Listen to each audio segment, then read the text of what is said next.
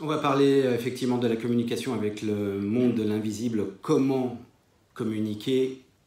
Comment sont les messages? Comment arrivent-ils? Est-ce que ces messages sont concrets? Est-ce que ces messages peuvent être symboliques?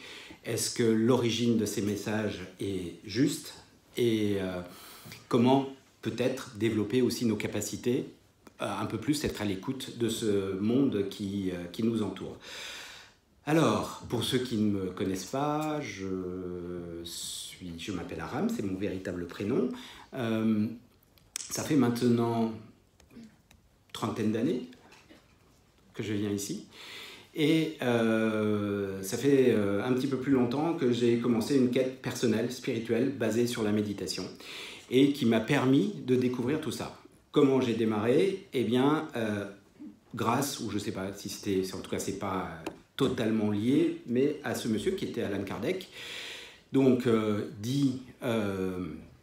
celui qui a inventé le spiritisme. C'est vrai que ce terme-là n'existait pas à l'époque. Le spiritisme, c'était la communication avec le monde des défunts à travers une technique particulière ou des instruments qui peuvent être liés à un verre qui tourne, une table qui tourne. Donc ça, c'était le spiritisme. Alors, pourquoi j'ai démarré comme ça? Parce que je ne savais rien faire d'autre, tout simplement. J'ai démarré, j'avais 14 ans, et on s'ennuyait. Et avec mes amis, on s'est dit, tiens, pourquoi pas tous les vendredis soirs, maintenant je peux le dire, hein, même si mes parents entendent, c'est pas grave. Tous les vendredis soirs, on séchait les cours avec les copains et on se retrouvait pour regarder des films. Et puis à 14-15 ans, on aime bien se faire peur, donc on regardait des films qui font un petit peu peur. Alors, les exorcistes, les poltergeists, toute la clique que certains ont pu connaître, dont certains, il y a eu des remakes d'ailleurs. Et un jour, le film était terminé, ou je sais pas, il était peut-être pas intéressant. On s'est dit, qu'est-ce qu'on fait? Qu'est-ce qu'on fait? On avait vu ça à la télé, sur le petit écran, et on s'est dit, tiens, on va essayer de faire du spiritisme. Et déjà, moi, je ressentais depuis très fort longtemps, la nuit, notamment la nuit, dans ma chambre, des présences. Les présences se manifestaient sous forme, pour moi, plus de ressenti. C'est-à-dire que je ne les voyais pas, forcément. Il faut dire que je n'étais pas très courageux. J'étais sous la couette dès que je ressentais ça. J'osais de temps en temps jeter un coup d'œil. Je ne voyais pas grand-chose, mais cette sensation de savoir qu'on n'était pas seul. Peut-être certains l'ont déjà vécu, ça. C'est-à-dire qu'on est dans un lieu et on s'est dit oh, « mais là, je ressens ». Et quand on ressent ça, il y a souvent un frisson spécial qui arrive. Peut-être certaines personnes connaissent ça également, c'est le frisson dit magnétique, qui n'est pas basé sur du froid. Alors, la peur peut faire ce type de frisson, parce que la peur fait que, en tout cas, on peut avoir peur parce que c'est quelque chose d'impalpable, on ne sait pas comment palper ces choses-là. Et étant plus jeune, eh bien, de temps en temps, on appelle ses parents, ou en général, c'est plus maman. Tiens, laisse-moi la lumière allumée, là. Et puis souvent, les parents disent, oh, allez, on ne dort pas bien, la lumière allumée, je vais éteindre. De toute façon, regarde, j'allume, tu vois bien, il n'y a personne n'est caché, on éteint. Mais là, on ne cherche pas une personne palpable. On ne cherche pas le petit monstre réel caché dans le coin, ou le voleur caché dans le coin. On est à la recherche de quelque chose qui n'est pas palpable, qui est de l'ordre de l'invisible. Donc, ça veut dire que nos parents ne peuvent absolument pas nous protéger vis-à-vis de ça. Vous êtes d'accord? Parce que c'est impalpable. Et ils nous laissent seuls dans la chambre, et je suis persuadé qu'il y a des présences. Pas négatives, mais présences négatives ou positives, le résultat est le même. Je ne me sens pas seul, je ne me sens pas en totale sécurité. Et donc, j'avais déjà ça, et puis par la suite, eh bien, on a commencé à faire cette expérience de spiritisme. Cette expérience de spiritisme, où tu poses moi, c'était avec le verre, et c'est pas un verre si extraordinaire que ça, hein. On n'avait pas les moyens forcément d'avoir... En tout cas, j'aurais pas touché au verre en cristal, s'il y en avait. vous savez, qui était enfermé dans les vitrines, là, tout ça, on ne touchait pas. Et c'était un verre assez basique, et puis on met, je me souviens même plus si ma première expérience, si j'avais des lettres de Scrabble, ou sinon on avait écrit chaque lettre. Et puis on met le doigt avec les copains, et puis joue le message. Bonjour, est-ce qu'il y a quelqu'un? Vous savez la fameuse phrase, esprit es-tu là? Esprit es-tu là? Et puis quand on fait ça quand tu as 14 ans, tu te marres. Hein.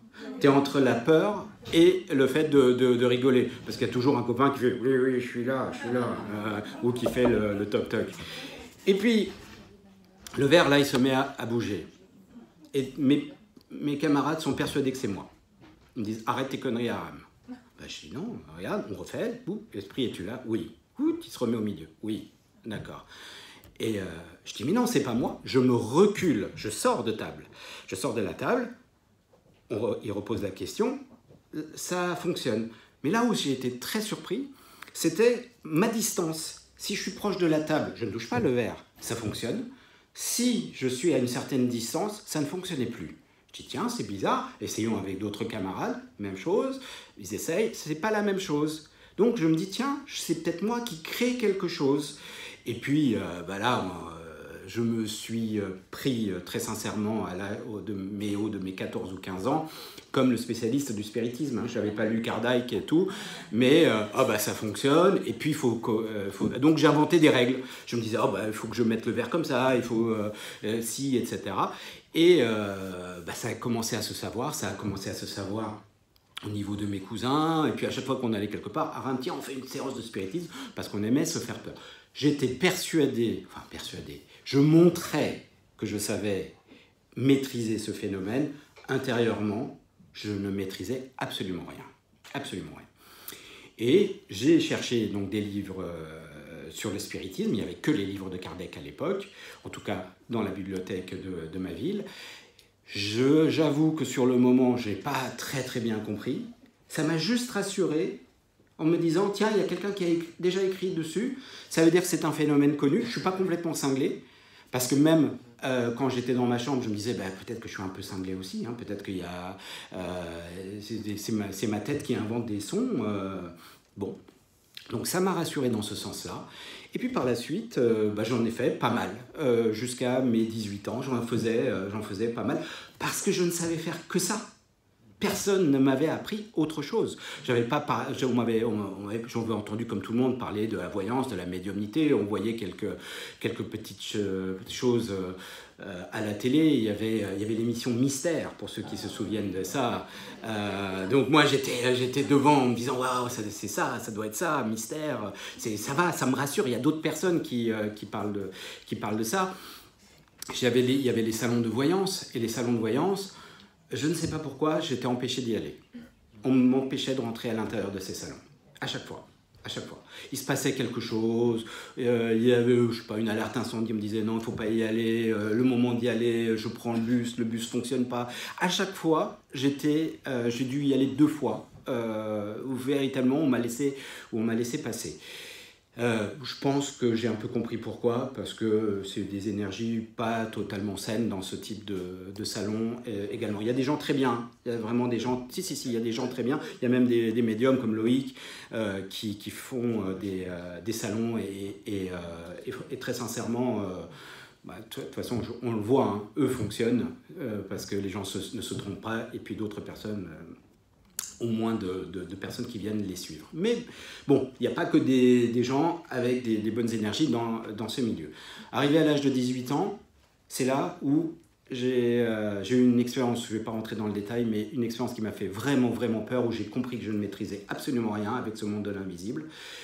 Je veux bien, j'ai admis le fait que tout ça existe, mais je me suis dit, c'est fini, je ne touche pas à ça tant que je ne maîtrise pas tout ça. Les circonstances de la vie ont fait que j'ai rencontré quelqu'un, on va dire par le plus grand des hasards qui n'existe pas, bien entendu, et j'ai été mené jusqu'à cette personne, et cette personne m'a dit « Ok, c'est bon, tu ne touches plus à rien, tu arrêtes la médiumnité, tu arrêtes la voyance », parce que oui, j'avais commencé la voyance, hein, mais dans ma petite voiture, une petite camionnette et tout, parce que j'avais de l'intuition, et puis les gens commençaient à me demander, et puis d'une personne, il y en a 2, il y en a 3, et donc je recevais dans ma petite camionnette de l'époque, petite 4L, Et donc je faisais de la voyance, mais c'était un peu moins la médiumnité, c'était plus de la voyance. Et à partir de ce moment-là, cette personne m'a dit, on reprend tout, tu lâches tout, tu reprends la méditation, tu vas commencer la méditation, tu vas commencer une quête spirituelle, t'inquiète pas, ça va revenir plus tard,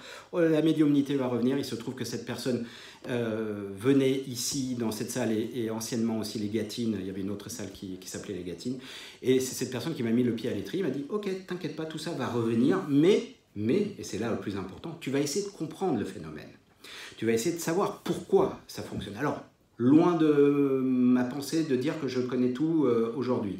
Mais j'ai cherché. Vous savez, il y a certaines personnes qui sont douées pour certaines choses. Je ne sais pas, il y en a qui sont doués pour la couture, par exemple. Ils ne se disent pas, tiens, pourquoi je suis doué pour la couture? Ils savent qu'ils sont doués pour la couture. Il y en a qui sont doués pour le dessin, ils ne se disent pas, tiens, d'où me vient cette capacité de savoir bien dessiner? Ben non, je le fais. Chez les médiums, c'est souvent la même chose aussi.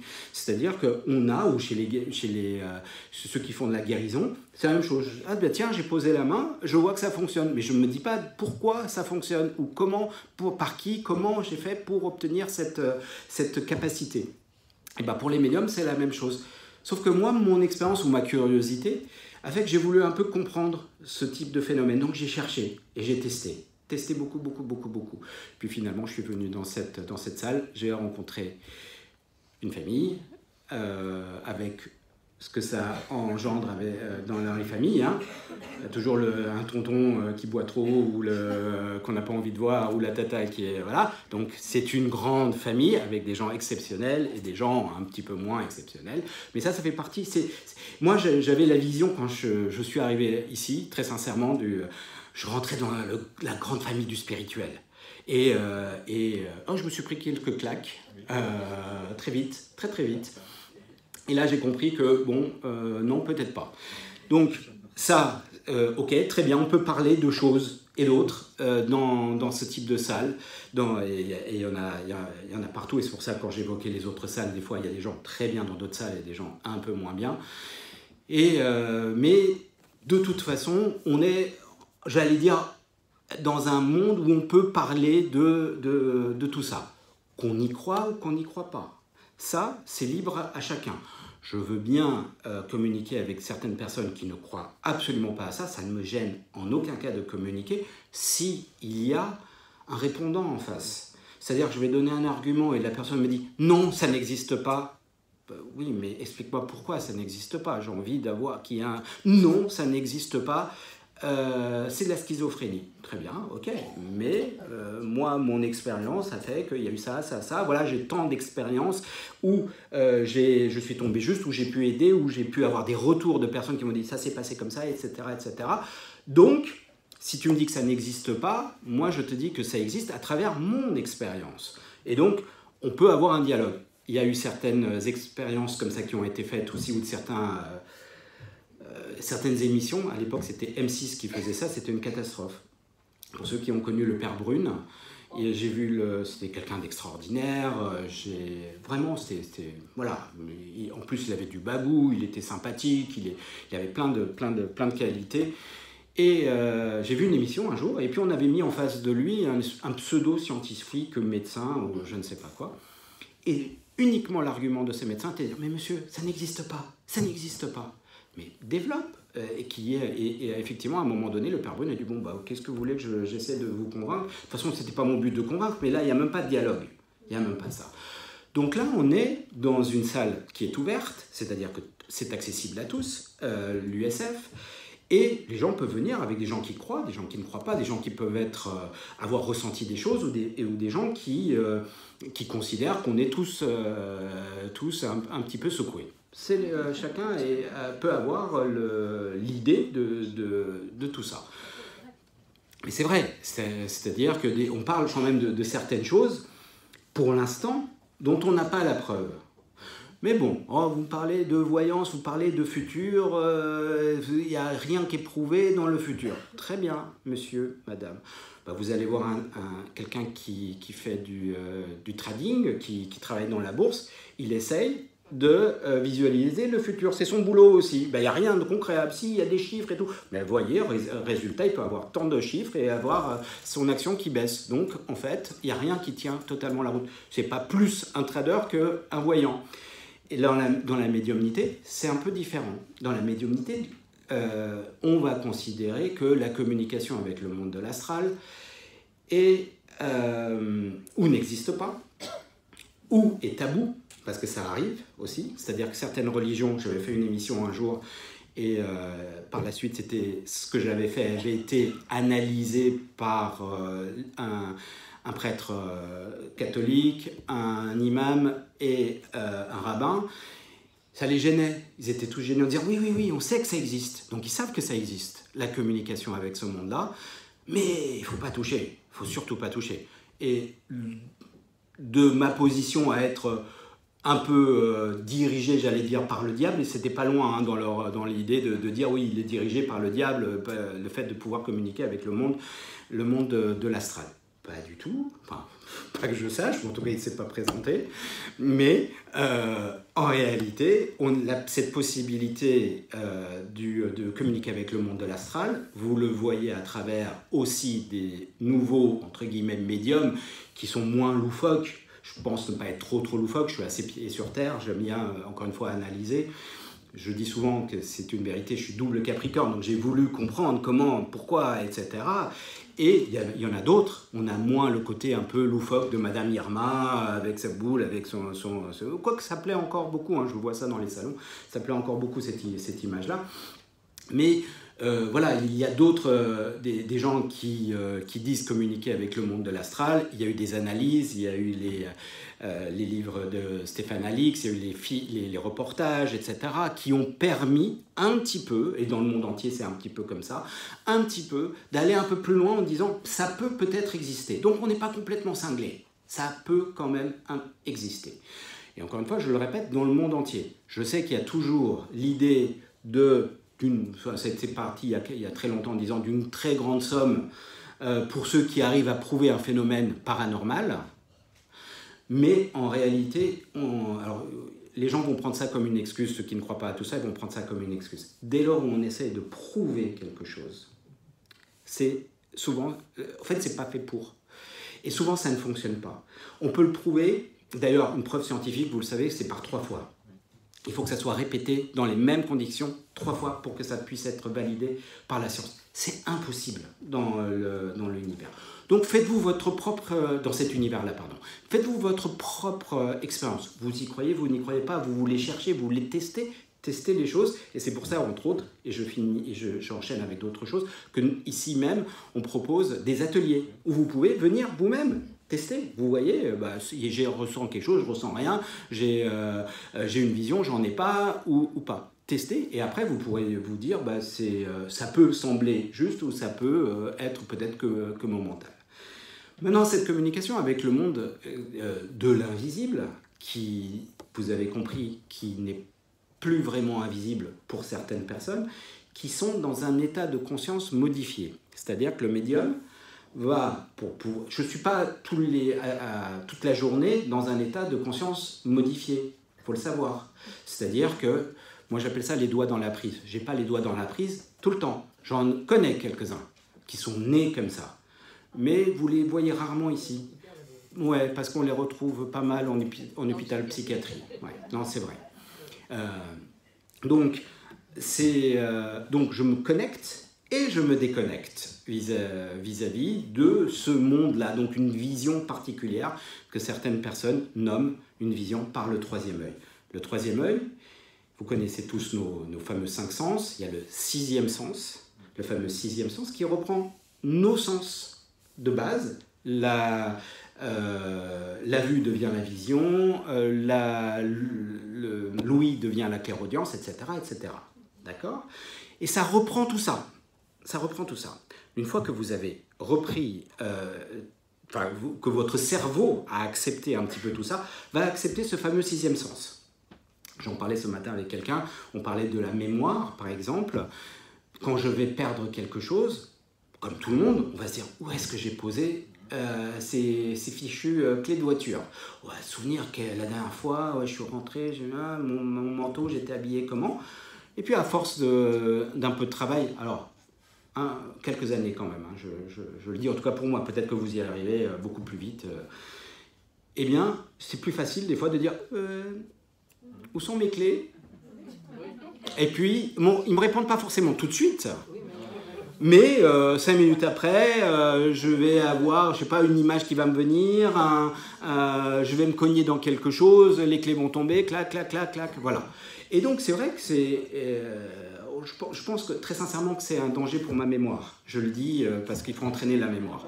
Mais c'est vrai que je me suis habitué à ça, de fait, de pouvoir, quand j'essaye de demander quelque chose, quand j'en ai besoin. Mais dans la majorité des cas, je suis déconnecté. Alors quand on dit déconnecté, je ne suis pas totalement déconnecté.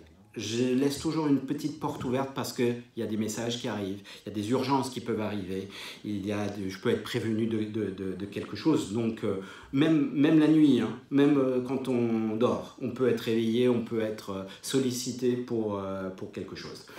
Donc, ça fait partie de mon chemin. Alors, comment faire pour pouvoir se mettre à l'écoute de l'univers? Déjà, première chose, il faut le vouloir. Il faut le vouloir, il faut avoir l'envie. Et dans l'envie, je mets le plaisir. C'est-à-dire que je ne vais pas y aller... alors, on peut y aller pour prouver que ça n'existe pas. Ça ne me dérange pas. À la limite, oh tiens, je vais essayer pour prouver que ça n'existe pas. Pourquoi pas? Ça, c'est déjà un désir qui est là. Mais... pour ceux qui n'ont pas vu le film qu'on a fait pour les 100 ans avec je crois qu'il y avait 25 médiums, il est sur Internet hein, gratuitement, vous pouvez le retrouver sur YouTube. J'étais là dans tout le process des interviews des médiums et j'étais très surpris, très agréablement surpris, en ayant trouvé un point commun avec pratiquement tous les médiums. Le premier, c'était le désir, l'envie, le plaisir. C'est-à-dire, véritablement, je prends plaisir à recevoir des messages et à transmettre. J'aime bien faire ça. Il y a ça. Contrairement à certains films où il y en a qui vont évoquer une forme de malédiction de vivre ça. Ceux qui évoquent la malédiction, c'est parce qu'ils voient toujours les informations négatives. Il y en a. Mais on peut le transformer, ça. Moi, j'ai des gens qui sont venus me voir qui n'avaient accès qu'aux visions négatives de la chose. Eh bien, avec un peu de travail, on peut transformer ça et ils ont des visions aussi positives pour pouvoir aider les gens. Deuxième point que j'ai pu repérer, c'est une forme de foi, de croyance. C'est-à-dire, j'y mets aussi une forme de foi. Alors, foi, il y en a qui vont parler de Bouddha, de Jésus, d'ange, de Dieu, de lumière, etc. Comme vous voulez, mais il y a une forme de foi qui est là. Donc plaisir, foi qu'on retrouve fréquemment d'un médium à l'autre. J'ai envie de vous dire d'un médium à l'autre j'allais dire qui réussit. C'est difficile de dire, c'est pas un beau mot qui dit qui réussit, mais en tout cas qui va pouvoir exercer bien dans ses bottes. Voilà, je vais vous dire ça comme ça. Donc ça, je le retrouve chez beaucoup de médiums. Et puis, par la suite, c'est le test. C'est être dans l'action, tester les choses, pas uniquement attendre que les choses arrivent. Tester, essayer, goûter, pour voir comment on peut, par le biais peut-être certaines techniques, il y en a qui vont utiliser les supports, comme les cartes, comme les Yikings, comme le pendule, comme le marc de café, comme la boule de cristal, etc. etc. On peut utiliser, et il y a de très bons formateurs vis-à-vis de certaines techniques comme ça, l'écriture automatique. D'ailleurs, il y a l'atelier de Michel Blivet, qui est une personne que je recommande. Et puis, vous pouvez avoir accès avec un outil. Mais sachez une chose, c'est que, au-delà de tous ces outils qui ont été mis en place pour la divination, vous êtes équipé de tout ce qu'il faut. Vous, là, votre être, votre cerveau, tant qu'on a un cerveau qui fonctionne correctement. Je le dis parce que s'il est un peu altéré, il peut être altéré par l'âge, il peut être altéré par certains médicaments, il peut être altéré par certains antidépresseurs. Loin de moi de vous dire d'arrêter les antidépresseurs pour ceux qui en prennent, hein, qu'on soit clair.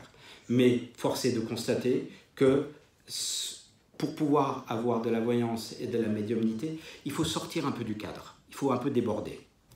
Et si certains médicaments vous renvoient toujours dans ce cadre, eh ben, on a un peu de mal. J'ai quelques exceptions de personnes qui vont avoir beaucoup de mal, c'est ceux qui manquent d'imaginaire. Parce qu'il faut aussi avoir de l'imaginaire pour ça.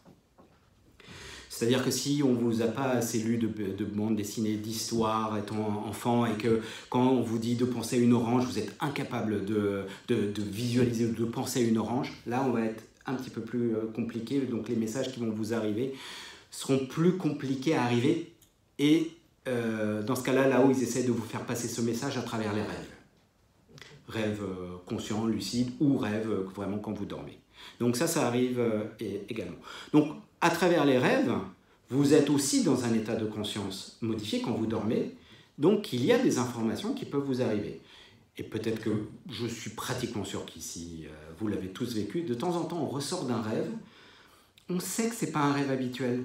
Il s'est passé quelque chose, ou on a eu une info, ou on a eu une présence, ou on a pensé à quelqu'un, c'est pas habituel. Peut-être que c'est pas clair, peut-être que le message n'est pas totalement clair, mais il reste une sensation de quelque chose qui s'est passé. Des fois, c'est pas juste au réveil, hein. Des fois, c'est quelques heures, quelques jours après, je sais pas, je parlais d'orange, tiens, quelqu'un vous amène des oranges, ah oui, orange, ah oui, j'ai pensé orange, et puis c'était ma maman qui m'épluchait les oranges dans mon rêve, et blablabla, blablabla, hop, ça remonte, d'accord.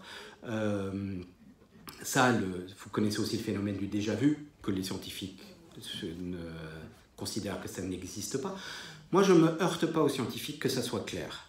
Je veux juste dire que la vision scientifique, médicale, peut être totalement juste, mais la vision spirituelle peut être aussi juste. Et ça veut pas forcément, ça vient pas se contredire. Ça veut dire peut-être que c'est juste qu'il y a un délire du cerveau de temps en temps, oui, mais il peut y avoir aussi des informations spirituelles qui arrivent. Et quand quelqu'un vit quelque chose comme ça, il est prévenu.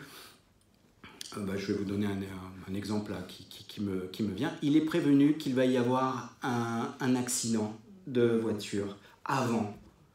Et cette personne le dit autour. C'est-à-dire, ce n'est pas juste le moment du déjà-vu où on peut se dire « Ah, mais la temporalité, elle est où là? Est-ce qu'elle est avant? Est-ce qu'elle est après? Est-ce que je l'ai reçue avant? Ou est-ce que ça me fait... C'est mon cerveau qui s'embrouille ?» Non, elle l'a dit. Elle a dit « Tiens, il ne faut pas prendre la voiture blanche, il ne faut pas comme ça. » Et il peut y avoir un accident. Paf, l'accident arrive. Et alors là, la science, elle explique comment. Compliqué. Il y a quand même certains scientifiques qui sont très ouverts et qui travaillent sur le phénomène. De plus en plus. Effectivement. Bien sûr qu'il y a des médecins. Il y a des médecins, il y a des psychiatres, il y a des gens très des policiers, qui viennent et qui travaillent, qui regardent, qui observent, en se disant peut-être sur le papier, non, ça n'existe pas, mais peut-être que ça peut exister. Je m'amuse souvent à répéter ça parce que c'est une vérité. Là, tout à l'heure, je vais faire de la médiumnité. Peut-être ici, il y a certaines personnes qui ont déjà eu ce type de message, d'entité. Je transmets, et j'en suis même sûr qu'ici, il y en a qui ont eu déjà ça. Au niveau donc, de la science, au niveau des médecins, c'est de la schizophrénie. Donc, considérer que je suis schizophrène, très bien, ça fait...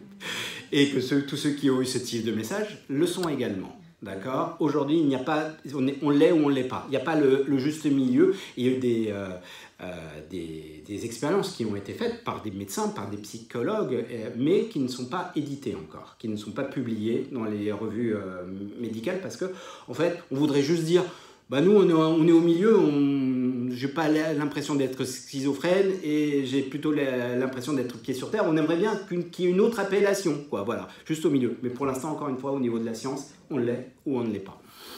Comment se mettre à l'écoute? Donc, je vous ai dit, donc l'envie. L'envie vient se contredire avec la peur. C'est-à-dire, dès lors où vous avez peur, et c'est normal de temps en temps d'avoir peur, parce qu'encore une fois, on va toucher quelque chose qui n'est pas palpable, qui n'est pas réellement palpable, et dont la littérature, films, livres, récits, viennent nous dire qu'il peut y avoir un danger. Hein, on a tous vu l'exorciste, on a tous vu, voilà, on a entendu des cas de possession, on a entendu l'autre qui a pété un câble, on a vu l'autre qui bave dans certains reportages. Où est la vérité? J'ai pas envie de me retrouver là-dessus. Il y en a qui vont dire « Ah mais moi j'ai des entités sur moi, je ressens des choses et tout ».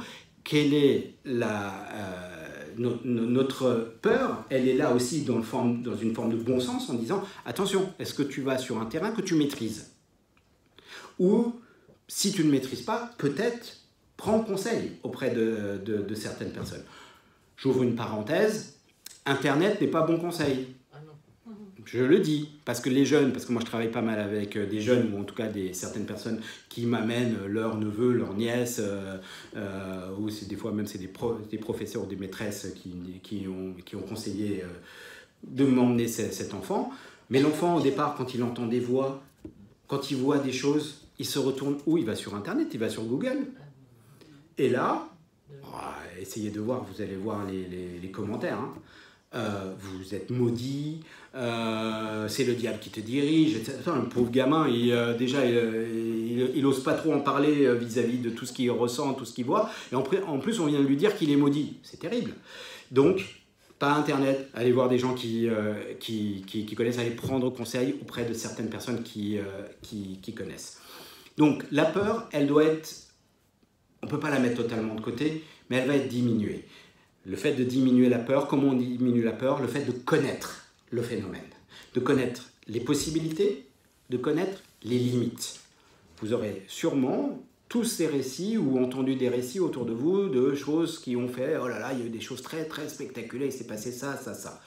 Moi, je vous dis mon point de vue et vous en faites ce que vous voulez. Mais aujourd'hui, c'est moi le conférencier, donc c'est moi qui parle, même si je peux vous donner la parole tout à l'heure. Mon point de vue vis-à-vis de ça, c'est qu'une entité a des limites, a beaucoup de limites. Heureusement, vous vous rendez compte des milliards de personnes qui sont parties dans l'astral. Ici sur Terre, il y a des gens extrêmement sympathiques et des gens avec qui on n'a même pas envie d'aller prendre un café. Il y a de la méchanceté, il y a du tirage vers le bas, il y a de l'agressivité, etc. Si ces gens-là qui vous détestaient ou qui détestaient quelqu'un avaient encore du pouvoir depuis l'astral, ils continueraient à vous embêter. Vous êtes d'accord avec ça? Ceux qui se sont fait massacrer, tuer, même en guerre et tout, ils viendraient se venger de ceux qui les ont massacrés et tués. Alors je sais qu'il y a des films, des récits, des choses comme ça et tout, mais il y a beaucoup de littérature là-dessus parce que ça plaît. Donc non, ils ont des possibilités sur l'électrique, ils ont des possibilités sur le magnétique, on peut communiquer, ou ceux qui ont véritablement plus de possibilités, parce que ça existe, oui ça existe, ce sont des êtres plus éveillés, plus évolués. Et les êtres plus éveillés, plus évolués ne vont pas venir vous embêter. Vous comprenez? Donc, en fait, il y a ce qu'on appelle la base astrale, le bas de l'astral, avec des entités qui, pour moi, sont ignorantes, déjà, et plaisantins. Donc, ils aiment bien faire peur. Ça fait peur. C'est sympa de faire peur. Tiens, l'autre, il a peur, ils n'ont pas beaucoup d'énergie, ils ne peuvent pas rester longtemps, il y a de la substitution, ils se font remplacer. Et puis, souvent, ils vont vous dire « Ah ben, je suis ta maman, je suis ton papa, je suis ton ange gardien, je suis ci, etc. » Ils vont raconter des conneries. D'accord? Et il y a certaines personnes qui vont croire à tout ça. Et c'est là où on va raconter, eh bien, l'entité va venir raconter pas mal de bêtises. D'accord? Et comme on va croire que c'est notre ange gardien qui nous parle, on va dire, ah ben c'est une vérité, donc on va répéter cette connerie, et donc les gens vont avoir encore plus peur. Donc non, je vous assure, là-haut, ils ont des possibilités, mais elles sont quand même très très limitées pour les entités classiques. Ok? Oui, voilà. Donc, rabaissez votre peur. Oui, une lampe qui éclate, un micro qui se met à hurler, tout ce qui est électrique et magnétique, oui, moi, ils m'ont pété un four, ils m'ont pété... Enfin, bon, voilà, c'est juste pour marquer leur présence. Oui, ça coûte cher après. Juste pour ma... Alors, après, je leur dis, je leur dis stop. J'ai une petite expérience qui est très drôle. Enfin, très drôle. Pas sur le moment. Mais j'aime bien cette expérience. J'avais... mon fils venait de naître et nous, on habite à l'étage au-dessus. Enfin, à l'étage au-dessus, pardon. Dans les combles, c'est une maison avec escalier. Et la chambre de l'enfant était plus bas. Et j'avais le petit... comment ça s'appelle? Le télé... Oui, je sais pas comme talkie-walkie et tout. Écoute bébé, voilà, en français. L'écoute bébé qui était placé à côté. Et je sais qu'il y a des interférences des fois dans les écoutes bébés, on peut capter les autres, mais là, ce n'était pas le cas. J'entends une voix. J'entends une voix, ça fait peur quand même, dans la nuit. Alors, je suis un peu habitué, mais là, la voix, elle vient de l'écoute bébé. Je me dis, bon, je vais descendre. Et même si je connais tous ces phénomènes, je suis comme ça quand même. Donc, je descends en pleine nuit, voilà. Je vois mon fils qui dort, et puis je vois l'écoute bébé qui est effectivement en fonction, comme ça. Et là, je vois un petit robot qu'on lui avait acheté, qui s'est mis à fonctionner tout seul. Et il parlait, ce robot. Bonjour, tu veux être mon ami, etc. Quoi, bonjour. Je dis, mais pourquoi il s'est mis en route dans la nuit? Je ne savais pas, mon fils dormait. Alors, qu'est-ce qu'on fait? Bon, on retire les piles. Ouais, c'est ce que tout le monde fait, on retire les piles, puis on va se recoucher. On est rassuré.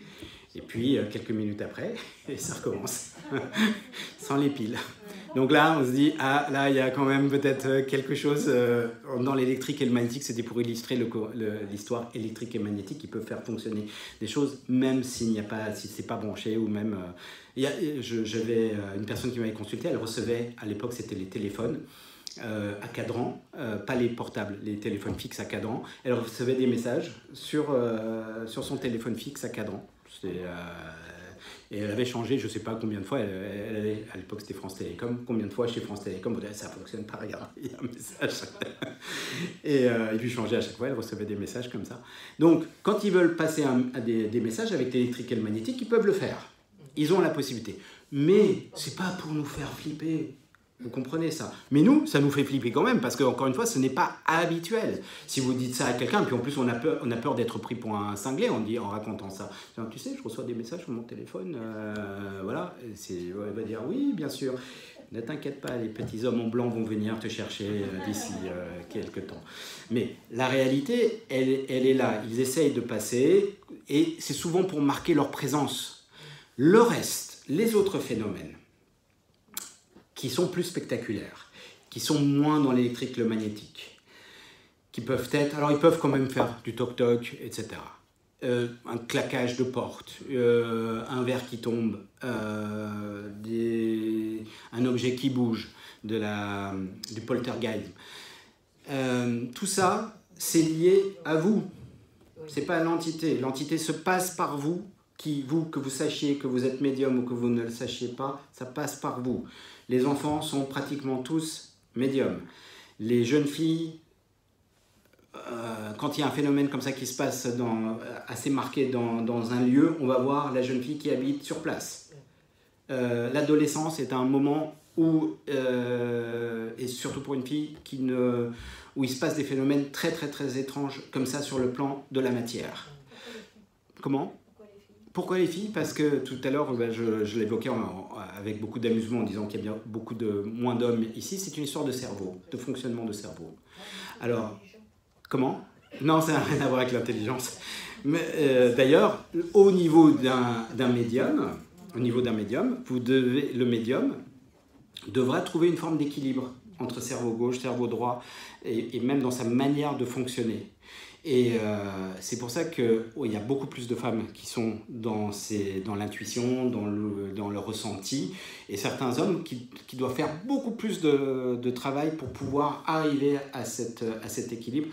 Et vous avez peut-être pu remarquer aussi que même chez certains médiums hommes, on va dire une grande enfin on va pas dire majorité, on va dire une grande moitié par exemple, ont des tendances plutôt féminines. Et c'est aussi une histoire d'équilibre, d'énergie, de cerveau. Et tout le travail, c'est d'arriver à être un peu au milieu, un peu comme le médium, encore une fois, toujours rester au milieu, pour pouvoir correctement transmettre. Mais oui, le cerveau féminin a une autre aptitude aussi, que l'homme a plus de mal à faire, c'est le fait de pouvoir faire plusieurs choses à la fois. Et oui, c'est une réalité. C'est-à-dire, j'entends, je reçois, je ressens, moi, tiens, ça fait tel phénomène, je peux bouger, je peux agir. Et ça, l'homme va faire une tâche, on est un peu monotâche, quoi. Voilà. Et cette capacité de pouvoir faire plusieurs choses à la fois est effectivement liée plus à un cerveau féminin. En capacité, vous avez compris quand je dis ça, que je ne suis pas en train de dire que le cerveau féminin est plus supérieur, le cerveau masculin est plus supérieur à ça. C'est juste, c'est une histoire de capacité de telle action. Voilà. Et effectivement, et c'est pour ça que les femmes sont beaucoup plus dans le ressenti. C'est aussi le rôle de maman, d'être à l'écoute de quelque chose qui est invisible de votre enfant, qui ne va pas parler, mais vous, la maman, elle va savoir qu'il se passe quelque chose. Ça fait partie de l'intuition féminine, effectivement. Mais les hommes rattrapent un petit peu. Hein. On y revient. Hein. Mais oui, on essaye. Alors, quels sont les messages qui peuvent arriver? Des messages coucou, ça, ceux qui viennent ici en salle, vous avez peut-être dû voir pas mal de coucou. Je vais bien, je suis bien, j'ai retrouvé un tel, ne t'inquiète pas pour moi. Et c'est des coucous. C'est bien, là, ici, dans le public, de savoir qu'il y a une vie après la vie, qu'il se passe encore quelque chose, ça rassure. Très bien. Bon, alors, souvent, c'est accompagné d'une petite preuve quand même, pour ne pas se dire qu'on va juste faire confiance au médium. Parce que dire que, oui, elle va bien, c'est facile à dire, vous comprenez. Dire qu'elle vous aime, facile à dire. Mais par contre, si vous dites, oulala, là, vos relations, elles n'ont pas été faciles à la fin de sa vie, vous n'êtes pas venu la voir, ça, c'est les petites preuves qui disent, ah tiens, là, le médium, il est bien avec ma maman. Et après, tout le message qui va découler de la maman, sera mieux entendu, vous savez, et transmis. Ça, c'est le petit coucou, et je vous dis, ça rassure d'avoir un coucou. L'autre chose, c'est des fois des mises en garde. Des mises en garde, attention, la voie que tu as prise n'est pas la bonne.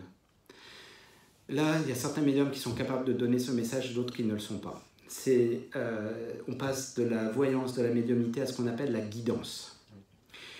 Mais vous pouvez avoir ce type de message et votre cerveau doit l'accepter. Moi, j'accepte qu'une personne me dise « j'ai pas envie de changer ». Une personne qui est venue me consulter me dit « c'est comme ça, je n'ai pas envie de changer ». C'est très bien. Là-haut, votre maman vous dit « il serait bon de changer ». Elle dit « non ». Bon, c'est son chemin, je ne vais pas la juger, et c'est comme ça. Des fois aussi, il faut savoir une chose, c'est que l'entité, je vous l'ai dit tout à l'heure, il y a des gens très sympathiques, des gens moins sympathiques, des gens qui ont des capacités, qui sont de très bons conseils, et des gens, comme sur Terre, on n'écouterait absolument pas leurs conseils. Vous êtes d'accord? Je n'ai surtout pas envie d'entendre telle personne. Eh bien, de là-haut, des fois, ils viennent nous donner aussi des conseils, alors qu'ils sont complètement à côté de la plaque. Parce qu'ils partent avec leur connaissance, ils partent avec leur ignorance. C'est une photo d'instant qui se coupe au moment de leur décès. Là, je rentre dans quelque chose où beaucoup de médiums, enfin, en tout cas, il y a deux écoles, on va dire, il y a deux écoles. Il y en a qui disent on évolue dans l'astral, il y en a qui disent on n'évolue pas dans l'astral. Je vous laisse faire vos expériences. Je vous laisse faire vos expériences vis-à-vis de ça. Donc, remarquez, repérez le discours qui peut être souvent en boucle et qui revient souvent de la même manière. Donc, il n'y a pas forcément toujours de l'évolution. Attention, je fais une distinction entre évolution vibratoire d'une connaissance et évolution au moment du décès et le dégagement. Il y a un temps de dégagement entre le moment du décès et le dégagement. Ce temps est variable. Ça peut, mais il est plus autour. 400 ans, ça fait beaucoup, mais il y en a. Ah, mais parce que là, à ce moment-là, ils n'ont pas voulu. Là, ils n'ont pas voulu, mais il tourne autour plutôt d'une quarantaine de jours. Les 40 jours, vous allez le retrouver dans beaucoup d'endroits autour de ça. Oui. Le dégagement, en fait, c'est vous mourrez et vous êtes dans la salle d'attente avant qu'on vous donne les clés de votre chambre. Il y en a qui montent très vite. C'est aussi ce moment-là où certains parlent de jugement. Voilà, de ce qu'on a pu faire, d'un bilan de ce qu'on a pu faire. Le temps ne passe pas de la même manière là-haut. Ça ne dure pas pour eux 40 jours. D'accord? Ça dure beaucoup moins longtemps là-haut. Pardon? Ah oui, alors, il a plusieurs noms et tout, mais le temps de dégagement, de libération et tout, pour pouvoir en fait avoir toutes les capacités. Et avant ça, on peut communiquer avec l'entité, mais c'est pas très agréable. C'est un peu fouillis, on peut avoir des coucous de oui je vais bien et tout, mais eux-mêmes n'ont pas toutes leurs capacités, ils sont pas encore bien placés, c'est un temps de libération, voilà vraiment, et on le retrouve dans beaucoup de cultures, chez les Égyptiens, chez les Coptes, et le 40 est quelque chose qu'on retrouve très fréquemment. Donc ça, moi je préfère. D'autres, si quelqu'un vient me voir en disant la personne est partie là, je lui dis bah, attendez une quarantaine de jours, on va voir, c'est beaucoup plus simple, le contact sera meilleur. Oui? Vous avez encore une question? Ah non, c'est Cloquin. Ce dégagement, c'est parce que quand l'âme quitte le corps, elle a ses vibrations, et ça ne change pas d'obtenir les clés de sa chambre ou pas. Enfin, non, elle a ses vibrations, mais elle n'a pas ses capacités, il y a un temps d'adaptation. Vous avez déjà, il y en a certains qui ont déjà fait de la plongée, vraiment avec masque et tuba. Quand on fait de la plongée, il y a un temps d'adaptation. Notre corps, il est dans un autre univers. On a plus la pesanteur n'est pas la même, la poussée n'est pas la même, la vision n'est pas la même. Et ben c'est la même chose là-haut. On arrive, on n'a plus de corps, ou un semblant de corps. On n'a plus vraiment de cordes vocales, on communique différemment. Donc, il y a un temps d'adaptation. Voilà, mais qui peut être très court, hein, qui peut être très court. Il y en a qui sont prêts d'avance, hein, qui se préparent d'avance et qui disent oh, moi pas de temps à perdre, je veux directement récupérer les clés de la chambre. Ça dépend justement de ceux qui croient et ceux qui veulent pas, qui ont peur de la mort et qui veulent pas. Alors ceux qui ont peur de la mort, alors il y a donc dans ce qu'on appelle, tout à l'heure j'ai entendu parler de 400 ans, 500 ans, ceux qui ont refusé la lumière. Donc ça arrive, c'est ce qu'on appelle le phénomène fantôme. Mais ils ont sans cesse des appels de lumière. Mais je n'ai pas eu le temps de faire ci, je n'ai pas eu le temps de dire ça, je suis attaché à telle personne ou je suis attaché à tel objet. Des fois un animal aussi. Il y en a certains qui ne partent pas à cause d'un animal. Et il y a aussi les morts violentes. Dans le cas des morts violentes, la personne n'est absolument pas prête, elle se retrouve, dit oui, où je suis on est... Tout à l'heure, pour répondre à la question aussi, c'est un petit peu aussi comme si vous étiez dans un rêve. Donc, vous ne savez pas si vous êtes dans un rêve, vous allez vous réveiller. Donc, il y en a qui se disent, oh, bah tiens, j'attends que ça passe, que je puisse me réveiller. Et ce temps-là, après, une fois qu'on a récupéré les clés de sa chambre, sachez qu'il y a des niveaux avec plusieurs étoiles. Avec des niveaux. Alors, je fais comme ça, haut, bas, il n'y a pas de haut, il n'y a pas de bas, etc. Mais suivant votre taux vibratoire de connaissances sur Terre, vous avez accès à plus de connaissances là-haut aussi. C'est expliqué dans un livre. Comment? C'est expliqué dans un livre. Attendez, je n'en sais rien combien il y a de niveaux. Si vous pensez, en tout cas, ce que je peux vous dire, c'est parce qu'il y a l'idée de 99 niveaux, il y a l'idée de 7 plans, il y a l'idée des 101 noms de Dieu, il y a les... pour moi, il y a plein de plans, des sous-plans, des sous-sous-plans, c'est un bazar terrible. Bazar organisé. Mais si on veut essayer de schématiser et de trouver, c'est pas, en tout cas, ce n'est pas, j'allais presque vous dire, ce n'est pas possible de le faire. Pourquoi ce n'est pas possible de le faire? Parce que vous allez quand même avoir des entités qui vont venir. Imaginons, je meurs là. Bon, plus tard possible, c'est mieux. Je me retrouve dans l'astral, ceux qui me connaissent, je viens leur faire un petit coucou. Depuis l'astral, je rejoins mon plan. Et là, je vais leur dire, tu sais, là-haut, c'est comme ci, c'est comme ça, il y a ça, il y a ça, il y a ça. Est-ce que c'est la vérité? Ça ne peut pas être la vérité.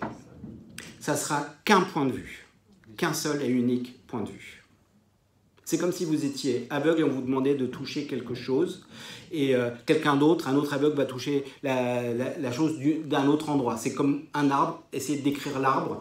Il y en a un qui va se mettre d'un côté de l'arbre et l'autre de l'autre côté de l'arbre. On décrit c'est le même arbre, mais on va décrire pas du tout la même chose. Vous comprenez?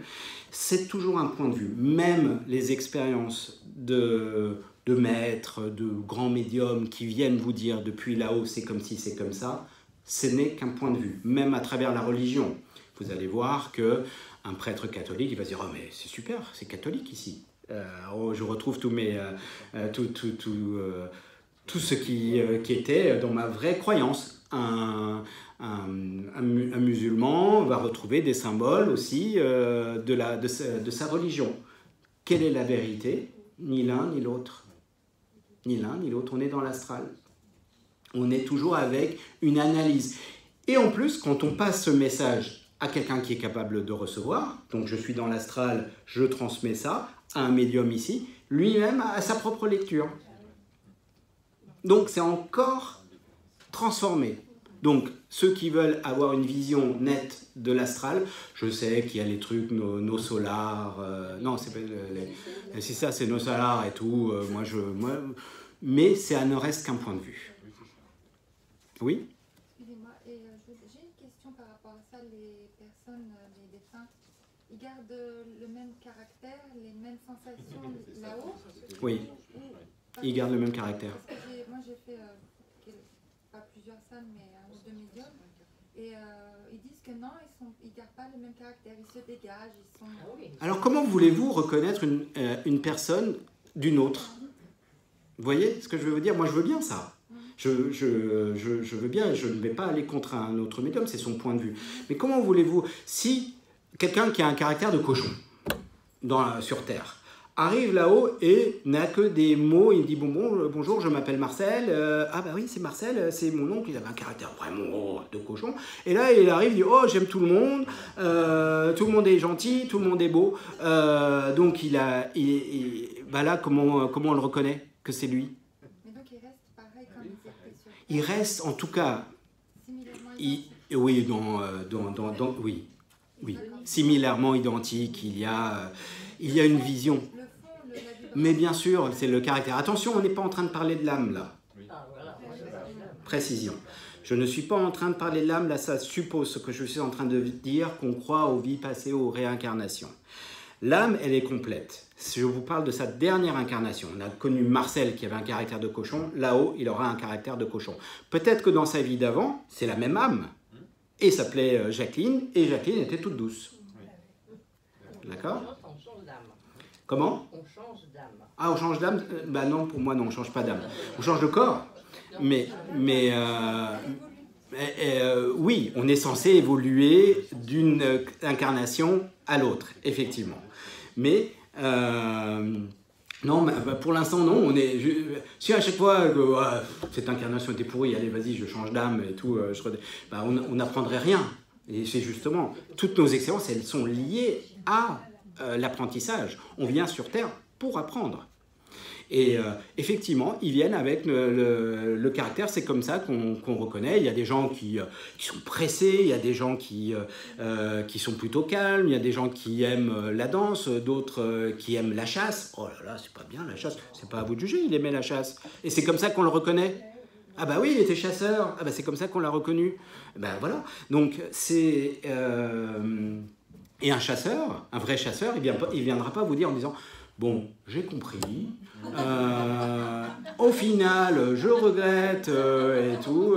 Non. Les changements qui arrivent, et ça c'est quelque chose que peu de gens connaissent, c'est les derniers instants de vie. Durant les derniers instants de vie, notamment quand il y a maladie, ces moments-là, on prend conscience, même pour les gens athées, on se dit « Ouais, je suis athée, je crois en rien, mais... » Bon, là, je suis en train de partir. On ne sait jamais. Je prends tout. Et des fois, demande pardon intérieurement. En disant, j'ai pris conscience que ce truc-là n'allait pas. Et ils partent. Ils n'ont des fois pas eu le temps de dire pardon parce que des fois leur corps ne le permet pas, on ne peut plus parler, etc. Arrivés là-haut, ils vont dire, je suis en train d'inventer une histoire qui malheureusement souvent est vraie. Tiens, il y a le papa qui se présente, il va voir sa fille, il dit « Je te demande pardon ». Et la fille elle va dire « Non mais Aram là, c'est pas possible, jamais il m'aurait demandé pardon. » Jamais. Et il est parti sans me demander pardon. Si, des fois, aux derniers instants. Alors, je vais quand même dire qu'il avait un caractère comme ça, et qu'à la fin, effectivement, il a pu avoir cette conscience. Il a pu avoir un geste aussi. Il a pu avoir un geste. Mais vous savez, il y a beaucoup de compréhensions qui se font pour les derniers instants, parce qu'il y a ce qu'on appelle la présentation. Dans les derniers instants de vie, il y a des entités qui viennent. Et là, on est en train de dire, c'est un délire, toi. Imaginons, nous sommes malades, puis d'un coup, on voit sa maman, son grand-père, qui viennent.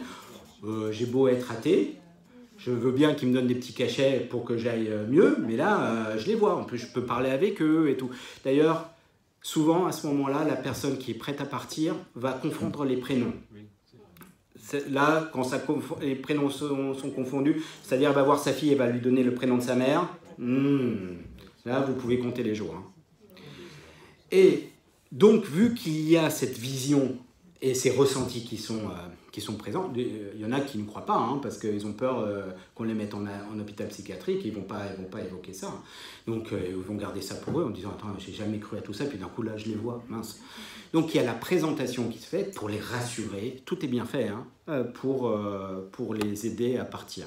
Il n'y a que dans les accidents ou les événements brusques où là, c'est plus compliqué, mais sachez que dans le monde entier, il y a des médiums qui vont sur les lieux des accidents, qui vont dans les lieux de guerre et qui libèrent aussi les entités qui sont là, ces entités qui ont refusé de partir ou qui n'ont pas compris qu'ils étaient morts. Des fois, ils suivent et ils s'assoient sur la tombe, ils sont là, ils attendent. Et il y a beaucoup de médiums ça fait partie de leur rôle. Je fais une petite parenthèse, je vous donne la parole juste après. Ça s'appelle donc des libérateurs d'âme, des passeurs d'âme. M'en veuillez pas. Mais vous avez le droit, si vous voulez, d'écrire passeur d'âme sur votre carte de visite, ça ne me dérange pas. Mais ne faites pas payer ça. Je fais jamais payer, moi. Je n'ai pas dit vous, j'ai dit vous. De manière générale. Ça fait partie du rôle du médium. Voilà. Ok. Vous allez dire non, je ne fais pas payer, je fais pas passer, vous n'allez pas payer. C'est à l'encontre de ce qu'est un médium.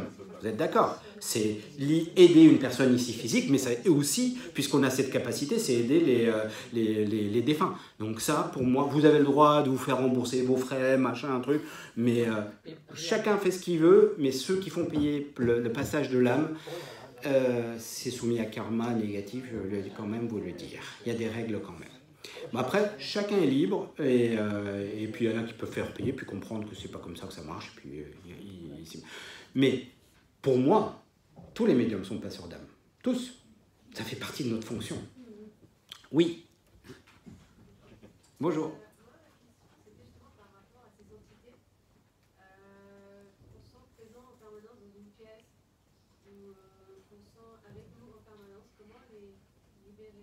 Comment les libérer? Alors, des fois, vous avez deux types. Alors, comment libérer des personnes, des entités qu'on va ressentir dans une pièce?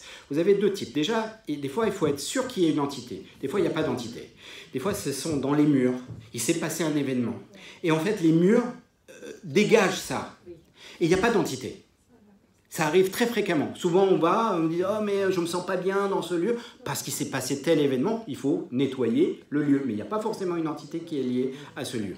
Si il y a une entité, il faut savoir si cette entité est liée au lieu ou cette entité vous suit vous. Donc, quand vous allez en vacances dans un hôtel, est-ce que vous ressentez la même entité qui est cette présence ou pas? Si vous ressentez, c'est vous qui vous avez un compagnon. Et il y en a qui aiment bien avoir des compagnons, je tiens à le dire.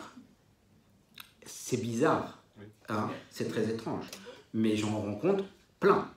Les gens qui disent « Oh bah moi ça me fait une présence ». monsieur leur dit bonjour. Non, mais qu'on peut dire bonjour. Moi aussi, que je vais dans un endroit, je sais qu'il y a des entités, je dis bonjour. Mais je vis pas avec. D'accord? Enfin, en tout cas, pas que je sache. Je crois que ma femme est encore, elle est encore vivante. Mais vous comprenez que quand je vais, j'ai certaines personnes qui ont leur compagnon, leur compagne. Et ils vivent avec. Je mange avec, je dîne avec, je parle avec. Non, je ne vous le conseille pas. Très sincèrement, je vous le conseille pas. Après, donc ça, c'est si vous l'emmenez en vacances. En gros, elle est attachée à vous. Si elle est attachée au lieu, il faut savoir déjà si elle est bloquée ou pas. Des fois, elle n'est pas bloquée. Des fois, je viens juste vous transmettre quelque chose. Parce que quelqu'un qui est médium, comme un enfant, comme une personne médium, est vue, pour vous schématiser, est vue par les entités comme des êtres en couleur. C'est pas vraiment. Et tout le reste est en noir et blanc et on voit ces êtres en couleur. Donc ils vont naturellement aller. C'est pour ça qu'ils vont naturellement vers les enfants. Et ouais, c'est comme un phare. Donc ils vont naturellement parce qu'ils savent que ce médium, enfin, cette énergie, cette personne est capable de recevoir et de transmettre. Donc, des fois, il n'y a pas à les faire partir. Il y a à prendre leur message.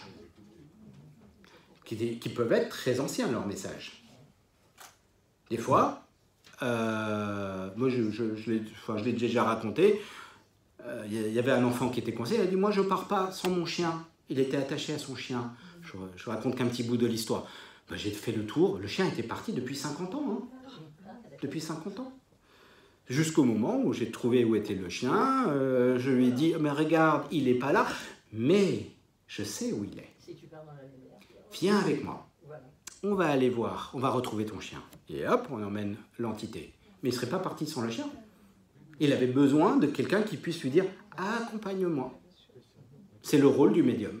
Donc, oui, vous pouvez les aider. Je fais une distinction entre les enfants qui viennent me voir ou qui sont gênés par les entités à qui j'apprends à faire « Non, je ne veux pas, non ». S'il y a vraiment quelque chose d'une affirmation aux adultes, c'est une entité vient te parler, regarde ce qu'elle veut, comment tu peux l'aider. Oui, mais j'en ai peur. D'accord, va voir un médium. Mais c'est comme ça. Mais comprenez que beaucoup d'entités ne sont pas partis quand c'est le phénomène fantôme parce qu'ils sont retenus par quelque chose. Et comme ils n'ont pas la même temporalité, la personne peut-être elle n'est même plus là. Ils sont attachés à une maison. Moi j'ai eu le cas d'une fois d'une maison construite. Et ils me disent il y a une entité dans la maison. Je dis, mais elle est construite depuis combien de temps? Elle est construite depuis 5 ans, il ne s'est rien passé. Je dis, c'est pas possible. Soit elle est rattachée à vous, et je les regarde, non, il n'y a aucune entité. Ils disent, mais l'entité est là. Et mon mari l'a vue. Je me souviendrai toujours parce que le mari était à côté. Et puis il me disait, je l'ai vu, et il n'y croyait pas du tout. Et sa femme croyait à tout ça, et son mari ne croyait pas, mais il avait vu quelqu'un sur le canapé. C'est là. Et je cherche. Je dis, mais non, c'est pas possible, la maison vient d'être construite. Je leur pose des questions. Et finalement, je me mets en relation avec l'entité en passant par la femme qui recevait beaucoup plus. Et l'entité a été accrochée à ses vergers. Et ils avaient détruit des vergers pour construire la maison. Même ça peut. Il n'était pas parti, il était attaché encore à ses vergers. Il y a des gens comme ça, qui sont attachés à un objet, à un lieu. Il faut les libérer. Alors bien sûr qu'ils peuvent rester des centaines d'années, mais ça empêche l'évolution. Vous avez compris, par rapport au process de réincarnation, il faut se dégager, et puis à un moment on est rappelé sur Terre, et puis on continue notre chemin pour évoluer. Donc c'est dommage de rester 100, 150 ans ou 200 ans là-haut. Il y en a qui restent depuis très longtemps même là-haut. Ils ont la conscience? Alors, même chose, une histoire d'étage. Est-ce qu'ils ont la conscience? Une histoire d'étage. En bas, pas vraiment. Il y en a qui sont comme dans un rêve. Et plus on monte, et plus effectivement ils ont conscience d'être dans l'astral.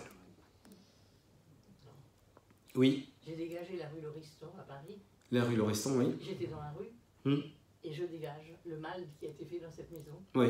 Et quand j'ai eu fini, il y a un corbeau, il me bounce. qui était au-dessus. Croire, croire, croire.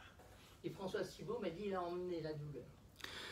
Très bien, après il peut y avoir des petits symboles comme ça, des synchronicités qui peuvent arriver pour nous dire qu'on a bien fait quelque chose.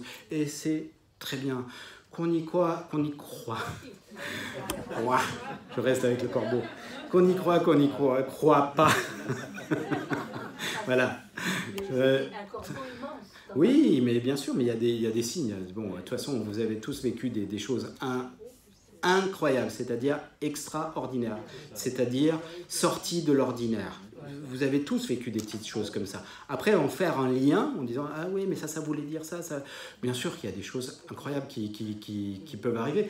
Après, ceux qui pensent que tout ça n'est qu'un délire, encore une fois, je ne suis pas là pour essayer de les convaincre. Je suis juste présente pour dire moi je suis passé par ça. Si tu veux m'écouter, tu m'écoutes. Si tu m'écoutes pas, tu m'écoutes pas. Mais je connais quelqu'un que je vois moins, mais pour une histoire de famille, mais qui ne croit pas du tout à tout ça et qui me convoquait. J'aimais bien ça. Convoquer Aram autour d'un verre pour parler de ce que tu fais, parce que je vais te montrer, je vais te prouver que tu as tort. Ok, chef, j'arrive. Et ben, à chaque fois, il était ah oui, ouais, ça peut. Et puis finalement, à la fin de la conversation, qui durait des fois 1h30, voilà, et il me disait ah ouais, non, mais d'accord, ça tient la route ton truc. Très bien. 3 jours après, non, ça tient pas la route ton truc. Reviens me voir, je vais t'expliquer que t'as tort. C'est bon, chacun sa croyance. Il n'est pas prêt encore à vivre ça. Et moi, je ne suis pas là pour convaincre. Pas du tout. Je suis là pour partager. Si quelqu'un me demande, bon là, ici, je ne vous ai pas obligé à venir aujourd'hui. Je ne pense pas. Donc, mais comprenez que c'est le rôle de... Plus vous allez aller dans une forme de compréhension, plus vous allez aller... dans cette forme de compréhension, vous allez comprendre qu'il y a des règles. Il y a quelques règles spirituelles, oui, quand même. D'accord ? C'est soumis à contrat, tout ça. D'une forme de contrat. Il y a des règles. Vous avez le droit, et ça, quand j'ai commencé mon chemin spirituel, moi, mon enseignant, il a dit, en spiritualité, il n'y a rien d'interdit. Je dis, ah bon, quoi ? Il n'y a rien d'interdit ? Non. Tout est soumis à karma. Mais c'est à toi de faire tes choix. À toi de faire tes propres compréhensions. Mais dans l'absolu, il n'y a rien d'interdit. Puisque, à travers nos erreurs, on peut avancer. On peut comprendre. D'accord ? Donc, il y a des gens qui ont besoin de quelques expériences pour comprendre, et d'autres qui ont besoin de pas mal de temps et pas mal de vie. Donc, à vous de tester, regarder, observer. Je sais que dans la voyance et dans la médiumnité, il y a, comprenez bien quelque chose, qu'il y a quelque chose de technique, de pratique. On peut apprendre la voyance et la médiumnité presque de manière technique, sans y mettre l'énergie spirituelle. On peut. Je ne vais pas les citer, je connais certains voyants, médiums, qui n'ont pas été sur l'aspect spirituel, et qui sont de très bons voyants et très bons médiums. Bruno ne croit pas à la réincarnation. Non, mais je dis je ne le connais pas, c'est pas. Mais voilà, il peut ne pas croire à la réincarnation, et tout, chacun sa propre manière. De toute façon, comment voulez-vous prouver ? On va vivre nos expériences, je peux vous raconter des expériences. Moi, j'ai eu 1000 expériences, non. J'en ai eu 100, on ne va pas dire 1000, où on m'a prouvé la réincarnation. Mais pour moi, je peux la raconter à d'autres, mais ça ne vous prouvera pas pour vous. Oui. Oui, mais est-ce que ça veut dire que si on est toujours en capacité de recevoir des messages, est-ce que ça veut dire que le processus de réincarnation n'a pas... Ah, est-ce qu'une entité peut communiquer même si elle est réincarnée ? Oui, elle peut communiquer même si elle est réincarnée. Tout à l'heure, j'ai pris l'exemple de je ne sais plus combien, et de Jacqueline, l'âme qui était l'ancienne. Tant qu'on connaît Jacqueline, tant que certaines personnes connaissent Jacqueline, l'ancienne incarnation, je vais le faire dans le sens là pour l'ancienne incarnation, eh bien, elle pourra communiquer. On appelle ça une trace vibratoire. Ça existera toujours. Et elle peut être réactivée. Il faut qu'il y ait quelqu'un qui y pense, il faut qu'il y ait un anniversaire, il faut quelque chose. Oui, il n'y aura pas la même profondeur qu'une entité avec, en gros, l'âme. Et encore même ça, ce que je vous dis, n'est pas totalement juste. Là, vous pensez que vous avez votre âme dans votre corps. Votre âme, elle gère tous vos anciens corps. Et là, je vais rentrer dans la science-fiction. Elle gère même vos futurs. Donc là, voilà, j'ai fumé un peu trop là. Mais je vous assure que quand on parle de l'âme, vous prenez l'âme, vous le dites, elle est illimitée. À partir de ce moment-là, vous dites que tout est possible.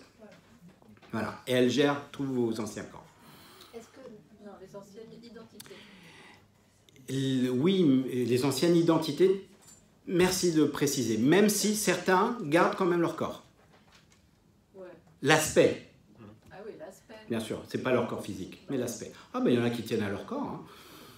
D'ailleurs, dans le contact qu'on fait souvent ici en médiumnité, on parlait d'hommes, femmes aujourd'hui avec beaucoup de légèreté et d'humour, mais souvent une femme va se présenter par exemple plus jeune qu'elle n'était quand elle est partie. Dans toutes les langues. Les hommes aussi.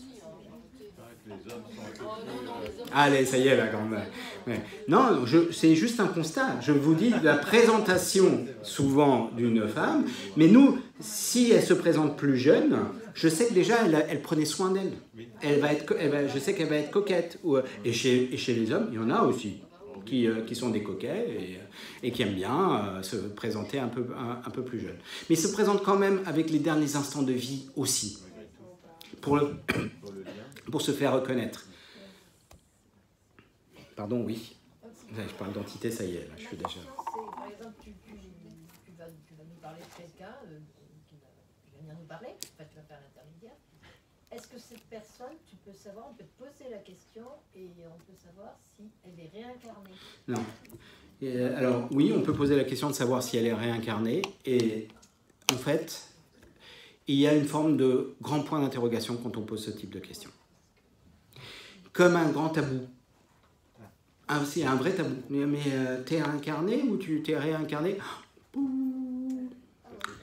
Attends, là tu me parles de quoi? Il y a vraiment souvent ça. Mais peut-être que la trace vibratoire n'est pas au courant. Souvent elle n'est pas au courant. C'est un hologramme, la trace Oui, vibratoire. c'est un hologramme. Donc effectivement, on parle avec un tel et si elle est réincarnée, effectivement elle ne le sait pas. Donc, mais même c'est souvent... une réponse floue, et tu poses une question taboue là, à la haut. Mais cette même personne, par exemple, elle peut parler là, puisque par exemple elle me concerne, donc elle va me parler à moi telle qu'elle est, Oui. que je l'ai connue. Si elle est réincarnée et que quelqu'un d'autre pose une question et qu'il la connaît ici ou ailleurs, tu vois ce que je veux dire? Je sais pas si Non, j'ai pas compris là.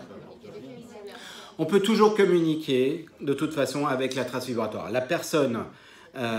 je peux peut-être même communiquer avec l'une de vos anciennes vies pour vous expliquer. D'accord? Mais alors là, vous allez être embêté, enfin moi aussi, parce que imagine, je communique avec ton ancienne vie, tu vas dire, mais je la connais pas. Je vois pas de là, ok, elle me parle de moi, mais je la connais pas. Donc c'est plutôt rare où on ne prend pas ce type de message. Oui, monsieur. Oui, je voulais savoir, on parle quelquefois de vieille âme. Parce que moi, je sais que j'ai appris que je pouvais en être une, ben, il n'y a aucune certitude, mais qu'est-ce que ça veut dire exactement? Parce que si on revient, pour moi en tout cas, si on revient sur Terre constamment, c'est qu'on n'est pas parfait, et on n'a pas encore évolué. Donc si on est une vieille âme, on ne peut pas être sur Terre. Si vous êtes une vieille âme, vous ne pouvez pas être sur Terre parce que vous pensez que vous auriez dû déjà arriver au but, c'est ça? Si on est une vieille âme, pour moi, c'est que... Il y en a qui redoublent. C'est pas bon signe qu'on nous dise qu'on est une vieille âme. Non, une vieille âme, ça veut dire que vous avez pas mal d'expérience et ça veut peut-être dire qu'aujourd'hui vous êtes prêt à... Il faut vivre toutes les expériences pour pouvoir arriver au bout. Alors c'est ce qu'on appelle la fameuse roue de Samsara pour les hindous, c'est-à-dire casser le cycle des réincarnations pour pouvoir ne plus être obligé de revenir. Obligé de revenir. D'accord? Mais ben, si vous avez le souci, parce que plus vous évoluez, parce que pour pouvoir évoluer, il faut dépasser toutes vos tendances. Eh ben, des fois, il faut du temps. Hein. Toutes vos expériences passées doivent être brûlées. Tous vos karmas passés doivent être brûlés. Alors, heureusement, on ne les revit pas tous, hein, je vous rassure. Mais on doit être... Tout ça est marqué dans les livres saints. Hein. Vous devez être pur. Complètement pur. Pour pouvoir arriver jusqu'au bout. Ok ? Je vous assure, c'est possible. Mais ça demande du travail. Et oui, ça demande un travail personnel. Donc, il faut être totalement pur. Il y en a qui vont dire être un ange. Bah, soyez un ange, oui, il faut être un ange. Vos pensées et vos actions, pas que vos pensées. Et pas que vos actions, pardon. Vos pensées également. Je vous donne la parole juste après. Et pour, bien sûr, les pensées aussi. Et donc, toutes les tendances doivent être brûlées. Un signe, allez, je vais vous donner un signe et je donne la parole à monsieur juste après. Un signe qui vous dit qu'on n'est pas trop mal. Allez.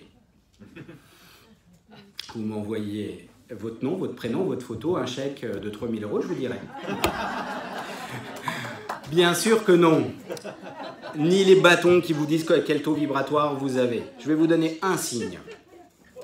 Un signe, c'est lorsque vous faites quelque chose de pas bien, une action ou une pensée, et vous avez le retour qui revient assez vite. Ça veut dire que vous êtes en haut de la pyramide. Le retour est plus rapide. Quand vous avez un retour plus rapide, c'est que votre taux vibratoire est pas mal. Le retour de vos actions, positif comme négatif. La loi de karma, c'est action-réaction. D'accord ? Je fais une action, j'ai un retour vis-à-vis de ça. Positif comme négatif. Et en fait, c'est une histoire de pyramide. Au départ, quand vous êtes sur la base de la pyramide, le retour, vous avez compris ? Le retour, il va mettre du temps à revenir.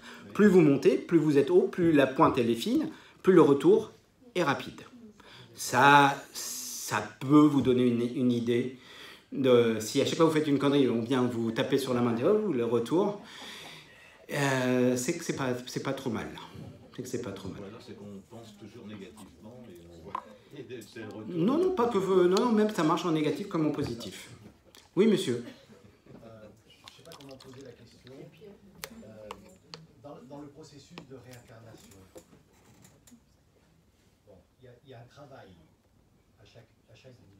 Pourquoi la population mondiale augmente?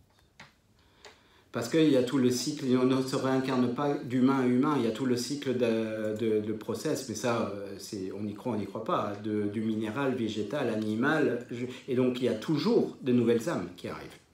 Toujours. Et c'est le principe même d'un monde duel où il faut qu'il y ait de nouvelles âmes qui viennent. C'est le principe de celui qui a créé ça. Moi, j'y suis pour rien. Mais il n'y a pas que la Terre pour les accueillir. Non, il n'y a pas que la Terre pour les accueillir, mais bon, j'ai pas de preuves à vous apporter là-dessus. Mais non, il y a donc oui, il y a tout le temps des nouvelles âmes, donc ça veut dire des âmes qui sont à leur première vie. Et les âmes qui sont... les retardataires. Les âmes qui sont à leur première vie sont assez basiques. C'est pas négatif ce que je suis en train de dire. Ils vont fonctionner avec des besoins voilà, de base, quoi. Manger, se chauffer, se reproduire. Ah, c'est notre cas aussi. Donc, non, mais vous comprenez, on a peut-être autre chose, mais ces gens-là fonctionnent un peu de cette manière-là et se créent du karma, positif comme négatif, et après évoluent et se réincarnent. Voilà. Et on retrouve souvent ce schéma-là. Mais après, il n'y en a pas... oui, en même temps, des fois, on en côtoie. J'ai dit, on n'en voit pas à tous les coins de rue. En même temps, je vois vos têtes et aussi, si. On en voit à tous les coins de rue. Des gens pas très... ou un petit peu basiques. Est-ce que c'est pour ça qu'ils sont bien dans l'informatique? Qui sont bien dans l'informatique? Ah, l'intelligence artificielle. Oui, ils ont une intelligence artificielle. Dernière question. Allez, madame. Ce qui m'a intéressé dans ce que vous avez dit, c'est le jugement. Il ne faut pas juger. Oui, ça, oui, je suis complètement d'accord. Et d'ailleurs, il y a un gros piège. Peut-être que je suis dedans et que je ne m'en aperçois pas, parce que ceux qui sont dedans, qui en général ne s'en aperçoivent pas, ça s'appelle l'ego spirituel. En disant, ah, moi j'ai dépassé l'ego. Non, moi j'ai compris ci, j'ai compris ça. Donc attention à ça. Je me force, en tout cas pour moi, parce que je le vois des fois chez d'autres, donc je me force d'avoir un miroir et de faire attention de ne pas tomber là-dedans. Mais il faut faire une distinction entre l'ego spirituel et le fait de savoir quelque chose. C'est-à-dire, je l'ai testé, je peux le partager. Toujours dans un esprit spirituel, on est exactement comme pour un chercheur, toujours avec 3 petits points. Voilà la connaissance que j'ai aujourd'hui. 3 petits points. Peut-être que demain, elle changera. Peut-être que je comprendrai quelque chose d'autre demain. Toujours. Et c'est pour ça que si un tel dit bon, « moi, je ne crois pas à la réincarnation », ok, tu ne crois pas à la réincarnation, moi j'y crois. Et peut-être que c'est moi qui vais changer peut-être plus tard. En disant, bah non, en fait, j'ai mal compris, c'était pas exactement ça. Et je vais venir. Ou c'est peut-être la personne qui va changer. Mais pour l'instant, là, aujourd'hui, avec les preuves vraiment qui me sont données, pour l'instant, je crois à la réincarnation. Oui. Comment peut-on en fait, être plus perceptif ou réceptif? Parce que vous avez parlé tout à l'heure de corps magnétique. Oui. Je vous l'ai dit, d'être plus réceptif, perceptif, il faut le vouloir, il faut qu'il y ait du désir, il faut tester les choses. Il faut mettre de côté la peur, et là, vous allez tester les choses et vous allez augmenter. C'est comme, tout à l'heure j'ai pris l'exemple du dessin, et ben, quelqu'un qui ne sait pas bien dessiner, ben, il va refaire des traits, il va faire des traits droits, il va faire des ronds. Alors certes, il y a certaines personnes qui naturellement dessinent bien, et d'autres qui auront beaucoup de mal à dessiner, mais ils arriveront à s'améliorer quand même, ceux qui ont du mal à dessiner. Et donc, refaire, retester avec de l'envie, et vous vous ouvrez à ce monde qui est un monde exceptionnel. Hein. Vraiment, c'est pas un monde triste, et je vous le dis parce que pour moi ça a été important, mais le fait de savoir qu'il y a quelque chose après, d'avoir l'épreuve, c'est tellement rassurant. C'est vraiment tellement rassurant. C'est pas juste une foi, parce que vous savez, quand on parle du mot croire, le verbe croire n'est pas si tranché que ça. Par exemple, à quelqu'un qui dit tu as mangé quoi hier, il va dire ah, je crois des pâtes. Donc le croire évoque peut-être que c'est pas complètement sûr. Donc c'est pour ça qu'on utilise plus le terme de foi, d'une vraie foi, plutôt que de croire. Mais il faut qu'il y ait cette foi. Oui. Dernière question, dernière. Oui.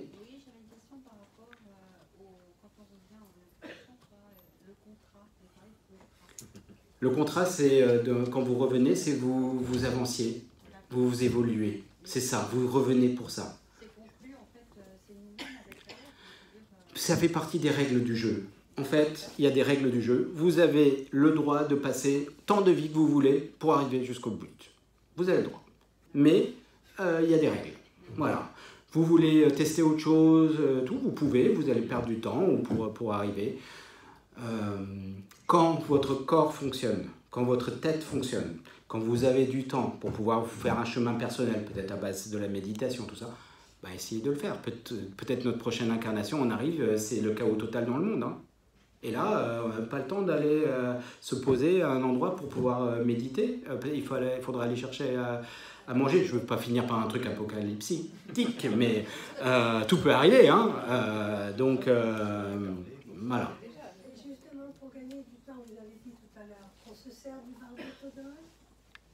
On se sert de quoi? Du Bardotodol, du livre des morts tibétains.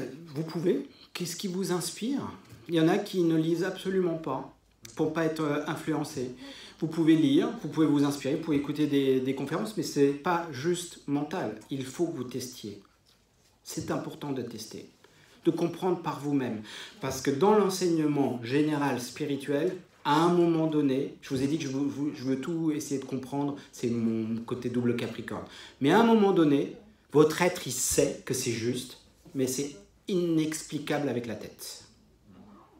Là, pour l'instant, je peux vous expliquer beaucoup de choses. Mais à un moment donné de votre avancée spirituelle, il y a juste un savoir qui est là, comme une omniscience, et vous ne pouvez pas l'expliquer.